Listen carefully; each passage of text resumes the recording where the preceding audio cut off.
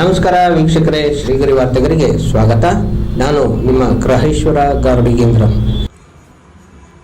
ದಿನಾಂಕ ಮೇ 31, 2026ರಂದು ಪ್ರತಿ ವರ್ಷದಂತೆ ಈ ಬಾರಿಯೂ ಸಹ ಕನ್ನಡಿ ವತಿಯಿಂದ 2ನೇ ಆವೃತ್ತಿಯ ನಾಲ್ವಡಿ ಪರ್ವದ ಉದ್ಘಾಟನೆಯನ್ನು ಶ್ರೀಯುತ ಯದುವೀರ್ ಕೃಷ್ಣದತ್ತ ಚಾಮರಾಜ ಒಡೆಯರವರು ನೆರವೇರಿಸಿದರು ಮತ್ತು ಅತಿಥಿಗಳಾಗಿ ಧರ್ಮೇಂದ್ರ, ಡಾಕ್ಟರ್ ಅನಿತಾ MS ಮತ್ತು ಶ್ರೀಮತಿ ರಂಜಿನಿ ರಾಘವನ್ ರವರು ಉಪಸ್ಥಿತರಿದ್ದರು. ಉದ್ಘಾಟನೆಯ ಜೊತೆಗೆ ಕಾರ್ಯಕ್ರಮದಲ್ಲಿ ಕನ್ನಡಕ್ಕಾಗಿ ವಿವಿಧ ಕ್ಷೇತ್ರಗಳಲ್ಲಿ ಕೊಡುಗೆ ನೀಡಿದ ಸಾಧಕರಿಗೆ ಅಭಿನಂದಿಸಲಾಯಿತು. ಕನ್ನಡಿ ತಂಡ ಸಂಸ್ಥಾಪಕರು ಗಣೇಶ್ ಪ್ರಸಾದ್ ಮತ್ತು ಪೂರ್ತಿ ಸಂಘ ನೆರೆದಿದ್ದು, ಸ್ಥಳ ಕಿರುರಂಗಮಂದಿರ, ಮೈಸೂರು. ನಮ್ಮ ಮೈಸೂರಿನ ಒಂದು ಸಂಸ್ಥೆ ಕನ್ನಡದ ಒಂದು ಕನ್ನಡಿ ಅಂತ ಅವರು ಪ್ರತಿ ವರ್ಷ ಈ ನಾಲ್ವಡಿ ಪರ್ವವನ್ನು ಸಂಘಟಿಸ್ತಾರೆ. ಈ ವರ್ಷ 1 ತಿಂಗಳು ಸತತವಾಗಿ ಕಾರ್ಯಕ್ರಮಗಳು, ಅನೇಕ ಚಟುವಟಿಕೆಗಳನ್ನು ಇವತ್ತು ಆಯೋಜಿಸಿದ್ದಾರೆ. ಅತ್ಯಂತ ಸಂತೋಷದ ಒಂದು ಕಾರ್ಯಕ್ರಮ. ಒಳ್ಳೆ ರೀತಿಯಲ್ಲಿ ಇದು ನಡೀಲಿ, ಮತ್ತು ಒಂದು ಒಳ್ಳೆ ಏನು ನಾಲ್ವಡಿಯವರ ಕೊಡುಗೆ, ಅವರ ಒಂದು ಏನು ಹಳೆ ಮೈಸೂರು, ಅವರು ನಿರ್ಮಾಣ ಮಾಡಿರ್ತಕ್ಕಂಥ ಮೈಸೂರಿಗೆ ತಕ್ಕ ಒಂದು ಹೋರಾಟ ನಡೀಲಿಕ್ಕೆ ಇವತ್ತು ಎಲ್ಲ ರೀತಿಯ ಸಿದ್ಧತೆಗಳು ಮಾಡಿದ್ದಾರೆ. ಅವ್ರಿಗೆ ಅಭಿನಂದನೆಗಳನ್ನು ಸಲ್ಲಿಸುತ್ತಾ ಈ ಒಂದು ವೇದಿಕೆ ಇನ್ನೂ ದೊಡ್ಡ ಮಟ್ಟದಲ್ಲಿ ಬೆಳೀಲಿ ಅಂತ ಪ್ರಾರ್ಥನೆ ಮಾಡ್ತೀನಿ. ಈ ಒಂದು ನಾಲ್ವಡಿ ಪರ್ವದ ಒಂದು ಪ್ರಥಮ ಏನು ಕಾರ್ಯಕ್ರಮ ನಮಗೆ ಉದ್ಘಾಟನೆ ಮಾಡುವಂಥ ಸೌಭಾಗ್ಯ ಸಿಕ್ಕಿತ್ತು. ಆವಾಗ ಸುಮಾರು 2-3 ದಿನದ ಕಾರ್ಯಕ್ರಮ ಮಾಡಿದರು. ಈ ವರ್ಷ 1 ತಿಂಗಳು ಸತತ ಒಂದು ಕಾರ್ಯಕ್ರಮಗಳು ಸಂಘಟಿಸಿ ಅನೇಕ ಒಂದು ರಕ್ತದಾನ ಶಿಬಿರಗಳು, ಆರೋಗ್ಯ ಶಿಬಿರಗಳು, ಪಾರಂಪರಿಕ ಸವಾರಿ ಮತ್ತು ಅನೇಕ ಒಂದು ಒಳ್ಳೊಳ್ಳೆ ಕಾರ್ಯಕ್ರಮಗಳು, ಜೊತೆಗೆ ಸಂಜೆ ಹೊತ್ತು ಸಹ ಇವತ್ತು ಓಪನ್ ಮೈಕು, ಜಾಮಿಂಗು ಕನ್ನಡದಲ್ಲಿ ಎಲ್ಲನೂ ಕೂಡ ಸಂಘಟನೆ ಮಾಡಿರ್ತಕ್ಕಂಥದ್ದು ನಿಜಕ್ಕೂ ನಮಗೆ ಒಂದು ಸಂತೋಷದ ಸಂಗತಿ ಅಂತ ನಾನು ಹೇಳಲಿಕ್ಕೆ ಇಷ್ಟಪಡ್ತೀನಿ.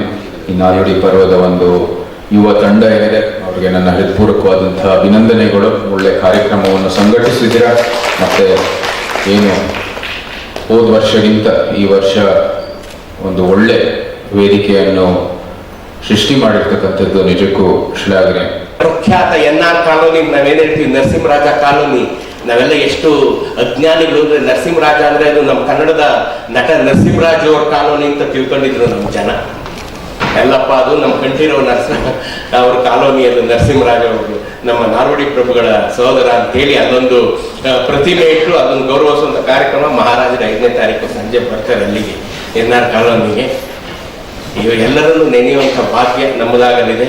ನಾಲ್ವಡಿಯವರನ್ನು ನೆನೆಯುವಂಥ ಭಾಗ್ಯ ನಮ್ಮದಾಗಲಿ. ಇವನ್ನ ದೈವಾಂಶ ಸಂಭೂತ ಅಂತ ಸುಮ್ಮನೆ ಹೇಳಿದ್ದಲ್ಲ ನಾಲ್ವಡಿ ಪ್ರಭುಗಳನ್ನ. ಅವ್ರನ್ನ ನಾವು ದೈವಾಂಶ ಸಂಭೂತ ರಾಜಶ್ರೀ ನಾಲ್ವಡಿ ಕೃಷ್ಣರಾಜ ಒಡೆಯರ್ ಬಹದ್ದೂರ್ ಅಂತ ಸಂಪೂರ್ಣವಾಗಿ ಕರಿಬೇಕು ಅವ್ರನ್ನ. ಮಹಾರಾಜರುಗಳಿಗೆ ಗೌರವ ಕೊಡೋದು ಹೇಗೆ ಅಂತ ನಾವು ಆಂಧ್ರದವ್ರು ನೋಡಿ ಕಲ್ತ್ಕೋಬೇಕು. ಆಂಧ್ರದವ್ರು ನೋಡ್ಬೇಕು, ನಮ್ಗೆ ನಿಜವಾಗ್ಲೂ ಯಾರಿಗೂ ಅಭಿಮಾನವಿಲ್ಲ. ಆಂಧ್ರದವರು ಶ್ರೀಕೃಷ್ಣ ದೇವರಾಯರು ಅಂತ ಸಂಪೂರ್ಣವಾಗಿ ಗೌರವ ಕೊಡ್ತಾರೆ. ಪ್ರತಿ ಊರಿನ ಪ್ರತಿ ತಾಲೂಕಿನ ಮುಖ್ಯವಾದ ಸರ್ಕಲ್ ಅಲ್ಲಿ ಆಳೆತ್ತರದ ಕೃಷ್ಣದೇವರಾಯರ ಪ್ರತಿಮೆಯನ್ನು ಇಟ್ಟಿದ್ದಾರೆ. ನೀವು ಇಲ್ಲಿಂದ ಹಿಂದೂಪುರ ದಾಟ್ಬಿಟ್ರೆ ಕರ್ನೂಲಿನಿಂದ ದಾಟ್ಕೊಂಡು ಹೋಗೋವರೆಗೂ ನಿಮ್ಗೆ ವಾರಂಗಲ್ನವರೆಗೂ ಕೃಷ್ಣದೇವರಾಯರ 100 ಪ್ರತಿಮೆಗಳು ಕಾಣಿಸ್ತವೆ. 100 ಪ್ರತಿಮೆಗಳು, ಭವ್ಯವಾದಂತ 100 ಪ್ರತಿಮೆಗಳು ಕಾಣಿಸ್ತವೆ. ಅಲ್ಲೆಲ್ಲ ಹೋಗ್ತಾಗಲ್ಲ ಕಡೆ ಧರ್ಮೇಂದ್ರ. ನೀವು ಕಾಳಹಸ್ತಿಗಾದ್ರೂ ದೇವಸ್ಥಾನಕ್ಕೆ ಹೋಗ್ಬೇಕಾದ್ರೆ ಕಾಳಹಸ್ತಿಗೆ ಹೋದಾಗ ಮುಂದಿನ ಸಲ ನೋಡ್ರಿ, ಕಾಳಹಸ್ತಿಯ ದೇವಸ್ಥಾನದ ಮುಂಭಾಗದಲ್ಲಿ ಭವ್ಯವಾದಂತ ಕೃಷ್ಣದೇವರಾಯನ ಪ್ರತಿಮೆ ಅವ್ರು ಇಟ್ಟಿದ್ದಾರೆ. ನಾವು ಒಂದು ಪ್ರತಿಮೆ ಇಟ್ಕೊಳಕ್ಕೆ ಭಾಗರಿಬೇಕಾಗಿದೆ ಜನ. ಅಭಿಮಾನ ಅಂದ್ರೆ ನಾವು ಅಂಥ ಅಭಿಮಾನ ಮಹಾರಾಜರ ಮೇಲೆ ಬೆಳೆಸ್ಕೋಬೇಕು. ದೈವಾಂಶ ಸಂಭೂತ ರಾಜಶ್ರೀ ನಾಲ್ವಡಿ ಕೃಷ್ಣರಾಜ ಒಡೆಯರ್ ಬಹದ್ದೂರ್ ಅವ್ರನ್ನ ನಾವು ಸದಾ ನೆನೆಯಬೇಕು, ಸದಾ. ಯಾಕೆಂತಂದ್ರೆ ಅವರಿಂದ ಉಪಕೃತರಾದವ್ರು ಯಾರೂ ಇವತ್ತು ಅವ್ರ ಮಾತು ಹೇಳ್ತಾ ಇಲ್ಲ.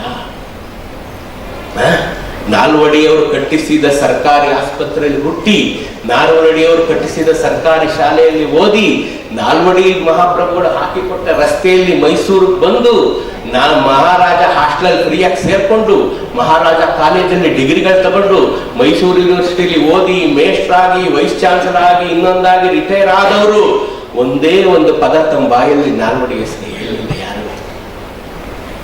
ಯಾರು ಹೇಳಿಲ್ಲ, ಯಾರೂ ಪುಸ್ತಕ ಬರೀಲ್ಲ, ಯಾರೂ ವಿಚಾರಿಸಂತೆ, ಏನೂ ಮಾಡಲಿಲ್ಲ.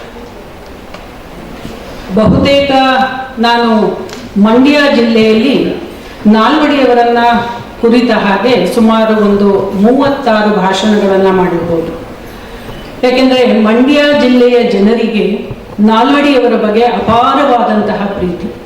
ಅದರಲ್ಲಿ ನಾಲ್ವಡಿ ಕೃಷ್ಣರಾಜ ಒಡೆಯರ್ ಸಂಸ್ಮರಣಾ ಸಮಿತಿ ಅಂತ ಹೇಳಿ ಮಾಡಿಕೊಂಡಿರ್ತಕ್ಕಂತಹ ಮಂಡ್ಯ ಜಿಲ್ಲೆಯ ಹಿರಿಯರೆಲ್ಲರೂ ಕೂಡ ಪ್ರತಿಯೊಂದೊಂದು ಗ್ರಾಮದಲ್ಲೂ ಕೂಡ ನಾಲ್ವಡಿಯವರನ್ನು ಪರಿಚಯಿಸುವಂತಹ ಒಂದು ಕಾರ್ಯಕ್ರಮವನ್ನು ಹಮ್ಮಿಕೊಂಡು ಬಹುಶಃ 2013ರಿಂದ 2018ರ ಅವಧಿಯವರೆಗೂ ಸಾಕಷ್ಟು ಕಾರ್ಯಕ್ರಮಗಳನ್ನು ಮಾಡೋದ್ರ ಮೂಲಕ ಪ್ರತಿಯೊಬ್ಬರ ಮನೆಗೂ ಕೂಡ ನಾಲ್ವಡಿಯವರ ಸಂದೇಶವನ್ನು ಸಾರುವಂತಹ ಒಂದು ಪ್ರಯತ್ನವನ್ನು ಮಾಡಿದರು. ಆ ಅವಧಿಯಲ್ಲಿ ಪ್ರಧಾನವಾದಂತಹ ಪಾತ್ರವನ್ನು ನನಗೆ ಕೊಟ್ಟರು. ಅದು ಒಂದು ಸಂತೋಷದ ವಿಷಯ. ನಾನು ವಿದ್ಯಾರ್ಥಿ ದಿಸೆಯಲ್ಲಿದ್ದಂತಹ ಸಂದರ್ಭದಲ್ಲಿ ಕರ್ನಾಟಕ ಹಿಸ್ಟ್ರಿ ಬಗ್ಗೆ ನನಗೆ ಬಹಳ ಆಸಕ್ತಿ ಇತ್ತು. ಹಾಗಾಗಿ ನನ್ನ PhDಯ ವಿಷಯವನ್ನು ನಾಲ್ವಡಿಯವರ ಮೇಲೆ ಕೂಡ ತೆಗೆದುಕೊಂಡೆ. ಅವರ ಮೇಲೆ ಸಂಶೋಧನೆಯನ್ನು ಮಾಡೋದಕ್ಕೆ ತೆಗೆದುಕೊಂಡಂತಹ ವರ್ಷ 18 ವರ್ಷ 9 ತಿಂಗಳು. ನಿಮ್ಗೆ ಅನ್ನಿಸ್ಬೋದು ಇಷ್ಟು ವರ್ಷ ಬೇಕಾ ಅಂತ. ಬಹುಶಃ ನನಗೆ ಅದು ಕೂಡ ಸಾಕಾಗಲಿಲ್ಲ. ಹಾಗಾಗಿ ಪರಿಪೂರ್ಣವಾದಂತಹ ಒಂದು ಇತಿಹಾಸವನ್ನ ನಾಲ್ವಡಿಯವರ ಒಂದು ಸಾಧನೆಯ ಆದಿಯನ್ನು ಕುರಿತು ಬರೆಯೋದಕ್ಕೆ ಪೂರ್ಣಗೊಳಿಸೋದಕ್ಕೆ ಸಾಧ್ಯ ಆಗಲಿಲ್ಲ. ಕೊನೆಗೆ ನನಗೆ ಡಿಗ್ರಿಗೆ ಎಷ್ಟು ಬೇಕೋ ಅಷ್ಟನ್ನು ಮಾತ್ರ ನಾನು ಬಳಕೆ ಮಾಡಿಕೊಂಡು ಪದವಿಯನ್ನು PhD ಪದವಿಯನ್ನು ನಾನು ಪಡೆದುಕೊಂಡೆ. ಆ ಒಂದು ಬ್ರಿಟನ್ನಿನ ಲಂಡನ್ ಆರ್ಕೈವ್ಸ್ ಏನಿದೆ ಅಲ್ಲಿ ಕುಳಿತುಕೊಂಡು ಇಂಡಿಯನ್ ಆಫೀಸ್ ಲೈಬ್ರರಿನಲ್ಲಿ ನಾಲ್ವಡಿಯವರನ್ನ ಕುರಿತ ಹಾಗೆ ಸುಮಾರು 22 ದಿನಗಳ ಕಾಲ ಮಾಹಿತಿಯನ್ನು ಸಂಗ್ರಹಿಸಿ ಅದನ್ನ ಆಧಾರವಾಗಿ ಇಟ್ಕೊಂಡು ನಾನು ನನ್ನ ಥೀಸಿಸನ್ನು ಬರೆದಿದ್ದು. ನಾನು ಯಾಕೆ ಈ ಒಂದು ಮಾಹಿತಿಯನ್ನು ನಿಮ್ಮ ಮುಂದೆ ಇಡ್ತಿದ್ದೀರ ಅಂದ್ರೆ, ಈಗ ಯುವಕರಲ್ಲಿ ನಾಲ್ವಡಿಯವರನ್ನ ಕುರಿತಾದಂತಹ ಒಂದು ನೆನಪಿನ ಒಂದು ಶಕ್ತಿ ಆರಂಭಗೊಂಡಿದೆ. ಅದಷ್ಟೇ ಅಲ್ಲದೆ ಇವತ್ತು ಅವರನ್ನ ನೆನಪಿಸ್ಕೊಳ್ತಾ ಇದ್ದೀರಾ. ನನಗೆ ಕಂಡ ಹಾಗೆ ಮೈಸೂರಿನ ಅರಸು ಫ್ಯಾಮಿಲಿಯವರು ಕೆಲವು ಪ್ರೋಗ್ರಾಮ್ಗಳನ್ನ ಮಾಡೋದನ್ನು ಬಿಟ್ಟರೆ ಬೇರೆ ಯಾರಿಗೂ ಕೂಡ ನಾಲ್ವಡಿಯವರ ಬಗ್ಗೆ ಆಸಕ್ತಿಯನ್ನ ನಾನು ಕಾಣಲಿಲ್ಲ. ಅದಕ್ಕೆ ಕಾರಣ ಬೇರೆದೆಲ್ಲ ಇರಬಹುದು. ಆದರೆ ಮೈಸೂರಿನವರು ನಾವೆಲ್ಲರೂ ಕೂಡ ಕೇವಲ ಮೈಸೂರನ್ನ ಕಟ್ಟೋದಕ್ಕಷ್ಟೇ ಅಲ್ಲ, ನಮ್ಮ ರಾಜ್ಯ ನಮ್ಮ ರಾಷ್ಟ್ರವನ್ನ ಕಟ್ಟೋದಕ್ಕೆ ಬೇಕಾಗಿರ್ತಕ್ಕಂತಹ ತಳಪಾಯವನ್ನ ನಾಲ್ವಡಿಯವರು ಹಾಕ್ಕೊಟ್ಟಿದ್ದಾರೆ. ಇಂತಹ ಒಬ್ಬ ಮಹಾನ್ ವ್ಯಕ್ತಿಯನ್ನ, ಮೇರು ವ್ಯಕ್ತಿಯ ಚರಿತ್ರೆಯನ್ನ ಮೈಸೂರಿನ ನಾವು ತಿಳ್ಕೊಳ್ಳಿಲ್ಲ, ಸರಿಯಾಗಿ ಅರ್ಥ ಮಾಡ್ಕೊಳ್ಳಿಲ್ಲ ಅಂತ ಹೇಳಿದ್ರೆ ನಿಜವಾಗ್ಲೂ ನಮಗೆ ನಾಚಿಕೆಗೇಡು ಅನ್ನುವಂಥದ್ದು ನನ್ನ ಒಂದು ವೈಯಕ್ತಿಕ ಅಭಿಪ್ರಾಯ. ಇದೇ ನಾಲ್ವಡಿ ಪರ್ವದ ಬಗ್ಗೆ ಮಾತಾಡುವಾಗ ಒಬ್ರ ಜೊತೆ ಹೀಗೆ ಮಾತಾಡ್ತಾ ಇದ್ವಿ, ನಾಲ್ವಡಿ ಪರ್ವ ಮಾಡ್ತಿದೀವಿ ಅಂತ. ಅವರು ಇದ್ದಕ್ಕಿದ್ದಂಗೆ ಅಂದ್ಬಿಟ್ರು, ನಿಮ್ ಮೈಸೂರು ಮಹಾರಾಜರೇನ್ ಬಿಡಪ್ಪ ಯುದ್ಧನೇ ಮಾಡಿಲ್ಲ ಅಂತ ಅಂದ್ರು. ಅವಾಗ ಅವರಿಗೆ ನಾನು ಚಿಕ್ಕದೇವರಾಜ ಒಡೆಯರ್ ಕಥೆನ ಹೇಳಿದೆ. ಹೇಗೆ ಅವರು ಬೆಂಗಳೂರನ್ನ ಮೈಸೂರಿನ ತೆಕ್ಕೆಗೆ ಸೇರಿಸಿದ್ರು ಅದೆಲ್ಲದ್ರ ವಿಚಾರವಾಗಿ. ಆಮೇಲೆ ಅವ್ರ ಕಾಲದಲ್ಲಿ ಸರಿ ಮುಂದಕ್ಕೆ ಏನ್ ಮಾಡಿಲ್ವಲ್ಲ ಅಂದ್ರು. ಅವಾಗ ಅವ್ರಿಗೆ ನಾನು ಒಂದೇ ಮಾತು ಹೇಳಿದ್ದು, ಸಮಾಜದಲ್ಲಿ ಏಳಿಗೆ ಆಗ್ಬೇಕು ಅಂದ್ರೆ ಕ್ರಾಂತಿ ಆಗ್ಬೇಕು. ಕ್ರಾಂತಿ ಆಗೋದು ಯುದ್ಧಗಳಿಂದ ಮಾತ್ರ ಅಲ್ಲ, ಕ್ರಾಂತಿ ಆಗ್ಬೇಕಾಗಿರೋದು ವಿಚಾರಗಳಿಂದ. ಮೈಸೂರಿನ ಮಹಾರಾಜರು ಅಂತಹ ವಿಚಾರಗಳನ್ನ ತಂದಿದ್ದಾರೆ, ಆ ವಿಚಾರ ಕ್ರಾಂತಿಯನ್ನ ತಂದಿದ್ದಾರೆ. ಅದಕ್ಕೆ ಇವತ್ತು ನಾವು ಮೈಸೂರಿನಲ್ಲಿ ನೆಮ್ಮದಿಯ ಜೀವನ ನಡೆಸ್ತಾ ಇದೀವಿ ಅಂತ. ಸದ್ಯಕ್ಕೆ ಆ ವ್ಯಕ್ತಿ ಅದಾದ್ಮೇಲಿಂದ ನನಗೆ ಮಾತಾಡೋಕ್ಕೆಲ್ಲೂ ಸಿಕ್ಕಿಲ್ಲ. ನಾಲ್ವಡಿ ಅವರ ವಿಚಾರಗಳು ಎಲ್ಲೆಲ್ಲಿ ಹೇಗಿದೆ, ಪ್ರಪಂಚದಾದ್ಯಂತ ಅವರ ಹೆಸರು ಹೇಗಿದೆ, ಎಲ್ಲವನ್ನೂ ಕೂಡ ಇಲ್ಲಿ ಪ್ರಸ್ತುತಪಡಿಸಿದ್ರು. ಆದ್ರೆ ನಮ್ಮ ಮೈಸೂರಲ್ಲೇ ನಾಲ್ವಡಿ ಅವರಿಗೆ ಒಂದು ಅವಮಾನ ಆಗ್ತಿದೆ ಅನ್ನೋ ವಿಚಾರವನ್ನ ಯಾರು ಕೂಡ ಇಲ್ಲಿ ಗಮನಕ್ಕೆ ತಂದಿಲ್ಲ. ಅದು ತಂದ್ರೂ ಕೂಡ ಅದ್ರ ಬಗ್ಗೆ ಯಾರು ಅಷ್ಟಾಗಿ ಆಸಕ್ತಿ ತೋರಿಸಿಲ್ಲ. ಅದೊಂದು ಬದಲಾವಣೆ ತರಬೇಕು, ನಾಲ್ವಡಿ ಅವರಿಗೆ ಇಂಥ ಒಂದು ಅವಮಾನ ಆಗ್ತಿದೆ, ಇದನ್ನ ಹೇಗಾದ್ರೂ ಮಾಡಿ ತಡಿಬೇಕಲ್ಲ ಅಂತ ಒಂದು ಉದ್ದೇಶದಿಂದ ಇವತ್ತು ಈ ಒಂದು ವೇದಿಕೆಯನ್ನ ಬಳಸ್ಕೊತಾ ಇದ್ದೀನಿ. ವಿಚಾರ ಏನಂದ್ರೆ, 1963ನೇ ಬ್ಯಾಚಿನ ವಿದ್ಯಾರ್ಥಿಗಳ ಸಂಘ ಒಂದು 62ನೇ ಬ್ಯಾಚಿನ ವಿದ್ಯಾರ್ಥಿಗಳ ಸಂಘ ಒಂದು ಮೈಸೂರಿನ ಮೆಡಿಕಲ್ ಕಾಲೇಜಿನಲ್ಲಿ ಒಂದು ನಾಲ್ವಡಿ ಅವರ ಪ್ರತಿಮೆಯನ್ನ ಸ್ಥಾಪನೆ ಮಾಡಿಸ್ತಾರೆ, ಅಂದ್ರೆ ಕೊಡುಗೆಯಾಗಿ. ಆದ್ರೆ ಅದು ನಾಲ್ವಡಿ ಅವರ ರೀತಿ ಕಾಣೋದಿಲ್ಲ. ದಯವಿಟ್ಟು ಆ ಒಂದು ಫೋಟೋವನ್ನ ಒಂದು LED ಮೂಲಕ ತೋರಿಸ್ಬೇಕಂತ ಕೇಳ್ಕೊತೀವಿ. ಎಲ್ಲರೂ ನೋಡಿ, ಆ ಒಂದು ನಾಲ್ವಡಿಯವರ ವಿಗ್ರಹ ಪ್ರತಿಮೆ ಏನಿದೆ ಯಾವ ರೀತಿ ಕಾಣ್ತಾ ಇದೆ ಅಂತ. ಇದು ನಾಲ್ವಡಿಯವರಿಗೆ ಒಂದು ರೀತಿ ಅವಮಾನ ಅಲ್ವಾ? ಇದ್ರ ಬಗ್ಗೆ ನಾನು ಸಾಕಷ್ಟು ವಿಚಾರಗಳನ್ನ ಗಮನಿಸಿದಾಗ ನನಗೆ ಮೊದಲನೇದಾಗಿ ಈ ವಿಚಾರ ನನಗೆ ತಿಳಿಸಿದ್ದೆ ಶ್ರೀಕಂಠ ಸರ್ ಅವರು. ಸರ್, ನಿಮಗೆ ಹೃತ್ಪೂರ್ವಕವಾದ ವಂದನೆಗಳು. ಈ ಒಂದು ವಿಚಾರವನ್ನ ಅವರು ಗಮನಕ್ಕೆ ತಂದಿದ್ದಾಗಲಿ ಜೋರಾದ ಚಪ್ಪಾಳೆ ಬರಲಿ ಅವರು. ಅವರು ಸಹ 1962ನೇ ಬ್ಯಾಚಿನ ವಿದ್ಯಾರ್ಥಿ. 150 ವಿದ್ಯಾರ್ಥಿಗಳಲ್ಲಿ 149 ವಿದ್ಯಾರ್ಥಿಗಳು ಈ ಒಂದು ಪ್ರತಿಮೆ ಸ್ಥಾಪನೆಗೆ ಒಪ್ಪಿದ್ರು ಕೂಡ ಒಬ್ಬ ವಿದ್ಯಾರ್ಥಿ ಮಾತ್ರ ಇಲ್ಲ, ಇದು ನಾಲ್ವಡಿ ಅವರ ಹಾಗೆ ಇಲ್ಲ, ಇದನ್ನು ಖಂಡಿತವಾಗ್ಲೂ ಖಂಡಿಸ್ತೀನಿ ಅಂತ ಇವತ್ತಿಗೂ ಹೋರಾಟ ಮಾಡ್ತಿರುವಂತ ಏಕೈಕ ವ್ಯಕ್ತಿ ನಮ್ಮ ಶ್ರೀಕಂಠ ಸರ್ ಅವರು. ಸರ್, ತುಂಬ ಧನ್ಯವಾದ. ಇದನ್ನ ನಾವು ಮೈಸೂರಿಗರಾಗಿ ನಾವು ಹೇಗೆ ಅದನ್ನ ಪರಿವರ್ತನೆ ಮಾಡ್ಬೋದು? ಆ ಪ್ರತಿಮೆ ಅಲ್ಲಿ ಇರಬಾರ್ದು, ಇಲ್ಲ ಅಲ್ಲಿ ನಾಲ್ವಡಿಯವರ ನೈಜ ರೂಪತೆ ಏನಿದೆ, ನಾವಿಲ್ಲಿ KR ಸರ್ಕಲ್ ನಲ್ಲಿ ಕಾಣುವಂತದ್ದಾಗಿರ್ಬೋದು, ಅಲ್ಲಿ ಕಾಣುವಂತ ಪ್ರತಿಮೆ ಅದೇ ರೀತಿಯಾದಂತ ನಾಲ್ವಡಿಯವರ ರೂಪಗಳನ್ನ ಕೊಡುವಂತ ಒಂದು ಪ್ರತಿಮೆನ ಸ್ಥಾಪನೆ ಮಾಡಬೇಕು ಅಂತ ನಾವು ಎಲ್ಲರೂ ನಾಲ್ವಡಿ ಪರ್ವದ ಮೂಲಕ ಕನ್ನಡಿ ತಂಡದ ಮೂಲಕ ಎಲ್ಲರಲ್ಲೂ ಕೇಳ್ಕೊತಾ ಇದ್ದೀವಿ. ಒಂದು ವಿಚಾರ ಏನಂದ್ರೆ, ಮೈಸೂರು ಯೂನಿವರ್ಸಿಟಿ ಮುಂಭಾಗದಲ್ಲಿ ಒಂದು ನಾಲ್ವಡಿಯವರ ಪ್ರತಿಮೆ ಇದೆ, ಎಲ್ಲರೂ ನೋಡಿದ್ದೀರಾ ಅಂತ ಅನ್ಕೋತೀನಿ. ಅದು ಸಹ ಊನ ಇದೆ ಅಂತ ಒಂದು ಮಾತುಗಳನ್ನ ಇತಿಹಾಸ ತಜ್ಞರೆಲ್ಲ ಹೇಳ್ತಾ ಇದ್ದಾರೆ. ಅದರಲ್ಲೂ ಕೂಡ ಒಂದಷ್ಟು ಭಿನ್ನಗಳಿದೆ ಅಂತ. ಈ ವಿಚಾರವಾಗಿ ನಾನು ಪ್ರೊಫೆಸರ್ ರಂಗರಾಜ್ ಸರ್ ಅವರು ಸಹ ಹೇಳಿದ್ದಾರೆ. ಅವ್ರ ಹತ್ರ ಮಾತಾಡಿದಾಗ ಒಂದೇ ಸಲ ಬೈದ್ಬಿಟ್ರು, ಏನ್ರಿ ಇದು ಪ್ರತಿಮೆ, ಇದು ಯಾವ ರೀತಿ ಕಟ್ಟಿದ್ದಾರೆ, ಇದು ಅವರ ಒಂದು ಲೆಟರ್ ಹೆಡ್ ಅಲ್ಲಿ ಒಂದಷ್ಟು ಕೊಟ್ಟಿದ್ದಾರೆ. ನಾಲ್ವಡಿಯವರ ಪ್ರತಿಮೆ ಹೇಗಿರ್ಬೇಕು, ಅವರ ಕತ್ತಿ ಹೇಗಿರ್ಬೇಕು, ಅವರ ಪೋಷಾಕ ಹೇಗಿರ್ಬೇಕು, ಅವರಿಗೆ ಒಂದು ಬಿರುದುಗಳನ್ನ ಕೊಟ್ಟಿರ್ತಾರೆ. ಆ ಬಿರುದುಗಳು ಕೂಡ ಈ ಒಂದು ಪ್ರತಿಮೆಯಲ್ಲಿ ಕಾಣ್ತಾ ಇಲ್ವಲ್ಲ, ಯಾವುದೇ ರೀತಿಯಲ್ಲೂ ಕೂಡ ಇದು ನಾಲ್ವಡಿ ಕೃಷ್ಣರಾಜ ಒಡೆಯರ್ ಅವ್ರ ತರ ಕಾಣ್ತಾ ಇಲ್ಲ. ಇದನ್ನ ಆದಷ್ಟು ಬೇಗ ಇದನ್ನ ಬದಲಾಯಿಸಬೇಕು ಅಂತ ಅವರು ತನ್ನ ಲಿಖಿತ ರೂಪದಲ್ಲಿ ನನಗೆ ಕೊಟ್ಟಿದ್ರು. ಅದನ್ನ ಇನ್ನೇನು ಕೆಲವೇ ದಿನಗಳಲ್ಲಿ ಅದನ್ನ ನಾನು ಪ್ರಸ್ತಾಪಪಡಿಸ್ತೀನಿ ಸರ್. ಇದನ್ನ ಏನು ಗಮನಕ್ಕೆ ತಂದ್ರೆ ನೀವೆಲ್ಲರೂ ಕೂಡ ಇದ್ರ ಬಗ್ಗೆ ಧ್ವನಿ ಎತ್ತಬೇಕು. ಯಾವುದೇ ಪ್ರತಿಮೆಯನ್ನಾದ್ರೂ ಏನಕ್ಕೆ ಸ್ಥಾಪನೆ ಮಾಡ್ತಾರೆ ಅಂದ್ರೆ, ಅವರ ವಿಚಾರಗಳಿಂದ ಇರುವಂತಹ, ಅಂದ್ರೆ ನಮ್ಮ ಮನಗಳಲ್ಲಿರುವಂತಹ ವ್ಯಕ್ತಿತ್ವಗಳು ವ್ಯಕ್ತಿ ರೂಪಕವಾಗಿ ನಮ್ಮ ಮುಂದೆ ಹೇಗೆ ಕಾಣಬಹುದು, ಅವರ ಆದರ್ಶಗಳು ಹೇಗೆ ಇರಬಹುದು ಅನ್ನೋ ವಿಚಾರವಾಗಿ ಯಾವಾಗಲೂ ಪ್ರತಿಮೆಗಳನ್ನ ಸ್ಥಾಪನೆ ಮಾಡ್ತಾರೆ ಎಲ್ಲ ಕಡೆ. ಈ ಪ್ರತಿಮೆಯನ್ನ ನಾವು ನೋಡಿದಾಗ ಮೊದಲು ಯಾವ ಶಿಲ್ಪಿ ಮಾಡಿದ್ದು ಅಂತ ಕೇಳಿದಾಗ ಕೋಲಾರದಲ್ಲಿ ಯಾರೋ ಮಾಡಿದ್ದು ಅಂತ ಹೇಳಿದ್ರು. ಈಗ ಇದು ಎಷ್ಟು ಪೂರಕವಾಗಿದೆ ಅಂತ ನಾವು ಅದನ್ನ ಕ್ರಾಸ್ ವೆರಿಫೈ ಮಾಡಿದ್ದು ವಿಧಾನಸೌಧದ ದಕ್ಷಿಣ ಭಾಗದಲ್ಲಿ ಭುವನೇಶ್ವರಿಯ ಮೂರ್ತಿಯನ್ನ ಸ್ಥಾಪನೆ ಮಾಡಿ ಅದನ್ನ ಮಾಡಿಕೊಟ್ಟಂತಹ ಶ್ರೀಧರ್ ಮೂರ್ತಿ ಸರ್, ಬೊಂಬೆ ಮನೆ ಶ್ರೀಧರ್ ಮೂರ್ತಿ ಸರ್ ಅವರ ಹತ್ರ ನಾವು ಅದನ್ನ ಅವರ ಪರಿಶೀಲನೆಗೆ ಅಂತ ಹೇಳಿ ನಾವು ಫೋಟೋಗಳನ್ನ ಕಳಿಸಿದಾಗ ಇದು 50ರಷ್ಟು ಕೂಡ ನಾಲ್ವಡಿಯವರ ಪ್ರತಿಮೆಗೆ ಅಥವಾ ನಾಲ್ವಡಿಯವರ ವ್ಯಕ್ತಿ ಚಿತ್ರಣ ಏನಿದೆ ಅದಕ್ಕೆ ಹೋಲೋದಿಲ್ಲ ಅಂತ ಹೇಳಿ ಅವರು ಬರೆದು ಒಂದು ಲಿಖಿತ ದಾಖಲೆಯನ್ನ ನಮಗೆ ಕೊಟ್ಟು ಕಳಿಸಿದ್ದಾರೆ. ಇದು ಶಿಲ್ಪಿಗಳಿಂದ ನಮಗೆ ಬಂದಿರುವಂತಹ ಅಧಿಕೃತವಾದ ಒಂದು ಸೂತ್ರ. ಅದಾದ್ಮೇಲೆ ಪ್ರತಿಮೆಗಳಲ್ಲಿರುವಂತಹ ಡೀಟೇಲಿಂಗ್ಗಳ ಬಗ್ಗೆ, ಅವರ ವಸ್ತ್ರಗಳ ಪೋಷಾಕಗಳಿರ್ಬೋದು ಅಥವಾ ಅವರ ನಿಲುವು ಇರ್ಬೋದು, ಅದರ ಎತ್ತರಗಳಿರ್ಬೋದು, ಅದರ ಬಗ್ಗೆ ನಾವು ಕೇಳಿದ್ದು ನಮ್ಮ ಮೈಸೂರಿನ ಪ್ರಸಿದ್ಧ ಇತಿಹಾಸಕಾರರು ಹಾಗೂ ನಮ್ಮ ನೆಚ್ಚಿನ ಪ್ರೊಫೆಸರ್ ರಂಗರಾಜು ಸರ್ ಅವರ ಕೈಲಿ. ಅವರು ಕೂಡ ಈ ಒಂದು ಭಾವಚಿತ್ರದಲ್ಲಿ ನೀವು ಇರುವಂತಹ ಪೋಷಾಕನ್ನ ಗಮನಿಸಬಹುದು. ಅಲ್ಲಿರುವ ಒಂದೊಂದು ಆರ್ಟಿಕಲ್ಗೆ ಕೂಡ ಒಂದೊಂದು ವಿಶೇಷವಾದ ಉದ್ದೇಶ ಇದೆ, ಅದಕ್ಕೆ ಅದರದ್ದೇ ಆದ ಮಹತ್ವ ಇದೆ. ಆ ತಲೆಯ ಕಿರೀಟದ ಮೇಲಿರುವಂತಹ ಆ ಆರ್ಟಿಕಲ್ ಇರ್ಬೋದು ಅಥವಾ ಅವರ ಕತ್ತಿನಲ್ಲಿರುವಂತಹ ಮೆಡಲ್ಗಳಿರ್ಬೋದು, GCIM ಮತ್ತೆ GSIM ಅಥವಾ ಅವರು ಧರಿಸಿರುವಂತಹ ಕೇಪ್ ಇರ್ಬೋದು, ಎಲ್ಲದಕ್ಕೂ ಅದರದ್ದೇ ಮಹತ್ವಗಳನ್ನಿದೆ ಅಂತ ಹೇಳಿ ಅವರು ನಮಗೆ ಆ ಒಂದು ಅಧಿಕೃತ ದಾಖಲೆಯನ್ನ ಕೊಟ್ಟರು. ಈಗ ನಾವು ಪ್ರಸ್ತಾಪನೆ ಮಾಡಿರುವಂತಹ ವಿಚಾರ ನಿಮಗೆ ಸರಿ ಇದೆ ಅಂತ ಅನ್ಸಿದ್ರೆ ಖಂಡಿತವಾಗ್ಲೂ ನಿಮ್ಮ ಬೆಂಬಲವನ್ನಷ್ಟೇ ನಾವು ಕೋರ್ತಾ ಇದೀವಿ. ಅದು ಬದಲಾಗಬೇಕು. ಒಂದು ನಾವು ಮಾಡಿರುವಂತಹ ಮನವಿ ಇಷ್ಟೇ, ಅದು ಅಲ್ಲಿ ಇಲ್ಲದೆ ಹೋದ್ರೂ ಪರವಾಗಿಲ್ಲ, ಅದು ಅಲ್ಲಿ ಹಾಗಿರೋದು ಬೇಡ. ಇದು ನಮ್ಮ ವಿಚಾರ. ಆರ್ಕಿಟೆಕ್ಚರ್ ಮತ್ತೆ secular architecture and the military architecture, ಈ ಮೂರರ ಬಗ್ಗೆ ಹೆಚ್ಚಿನ ಸಂಶೋಧನೆ ಮಾಡಿ 5 ವರ್ಷದಿಂದ ಬರೀತಾ ಇದ್ದೀನಿ. ಅದಿನ್ನೂ ಒಂದು ಹಂತಕ್ಕೆ ಬಂದಿಲ್ಲ. ಅದಿರಲಿ. 2, ನೀವು ನೋಡಿದಂತಹ ನಾಲ್ವಡಿ ಕೃಷ್ಣರಾಜ ಒಡೆಯರವರ ಈ ಏನು ಹೆಡ್ಗೇರ್ ಇದೆ, ಅದ್ರ ಮೇಲಿರ್ತಕ್ಕಂಥ ಆ ಹೂವಿನ ಅಲಂಕಾರ ಒಂದ್ಸರಿ ಬಿದ್ದೋಗಿ ಮೈಸೂರಿನವ್ರು ಯಾರೂ ಗಮನಿಸಲಿಲ್ಲ.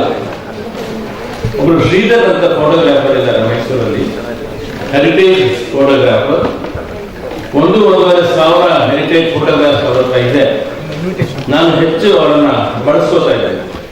ಇವತ್ತು ದೇವರಾಜ ಮಾರ್ಕೆಟ್ ಲ್ಯಾಂಡ್ಸ್ಟೋನ್ ಬಿಲ್ಡಿಂಗ್ ಬಗ್ಗೆ ಸುಪ್ರೀಂ ಕೋರ್ಟ್ ಒಂದು ತೀರ್ಪು ಕೊಡಬೇಕಾದ್ರೆ ಅವರು ಮಾಡಿದಂತ ಫೋಟೋಗಳ ಸಂಗ್ರಹ ನಮಗೆ ಉಪಯೋಗ ಬಂತು.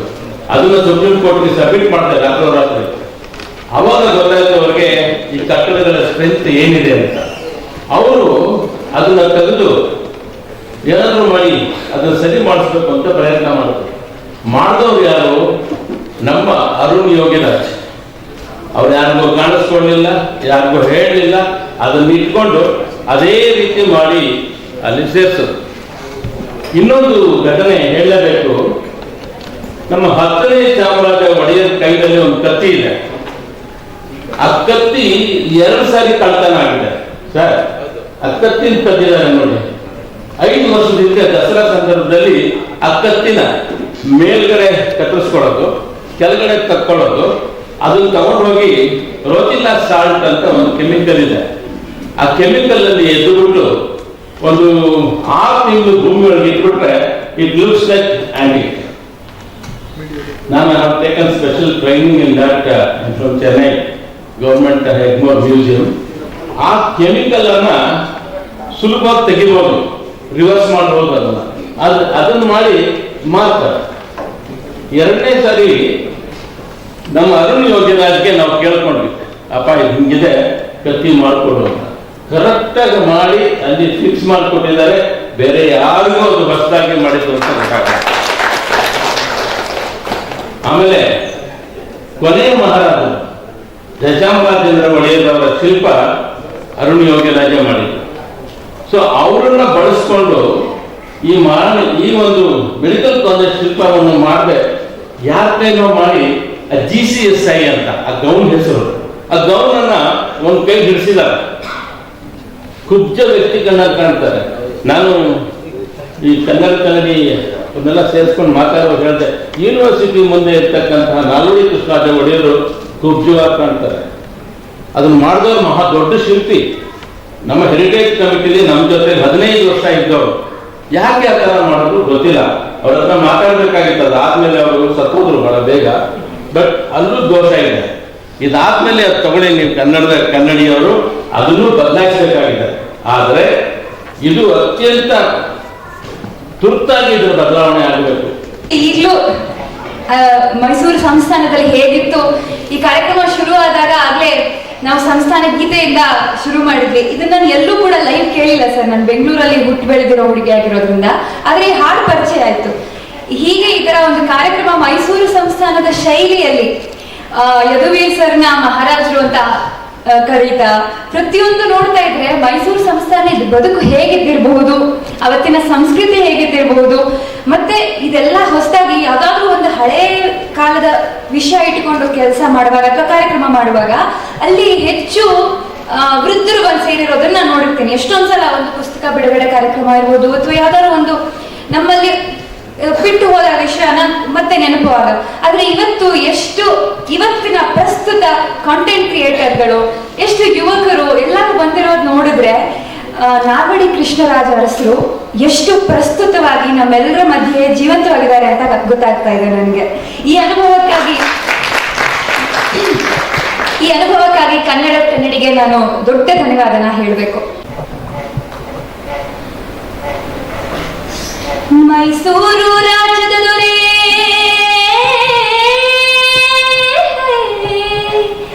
ನಾಲ್ವಡಿ ಅರಸರೇ, ನಿಮ್ಮಂತೋರ್ ಯಾರೂ ಇಲ್ವಲ್ಲ ಲೋಕದ ಮ್ಯಾಲೆ, ನಿಮ್ಮಂತೋರ್ ಯಾರೂ ಇಲ್ವಲ್ಲ.